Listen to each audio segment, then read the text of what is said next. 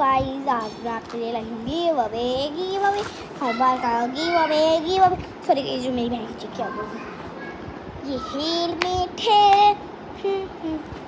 और ये आपको मैं ये पैकेट में आएगा आपको, ये आपको ना जो ऐसे दिखते हैं ना ये होते हैं, ये ब्लैक ही होते हैं, इसमें कोई कलर नहीं। और मैं लाइन भी अकेला ऑरेंज ही हूँ, देख लो हैंड्स वाले हैं।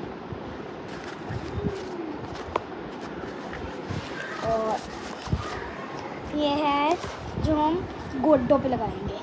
ओके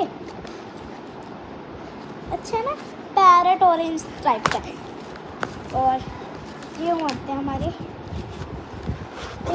एल्बोज वाले, इधर कूनी पे लगाने वाले, पंजाब में कूनी ही कहते हैं। एंड नीज को गुड़, नीज गोड। और ये आपको होता है हेलमेट। आपको सारी सेफ्टी में दिखा चुकी हूँ। Okay bye bye bye bye bye bye bye bye bye bye bye bye guys.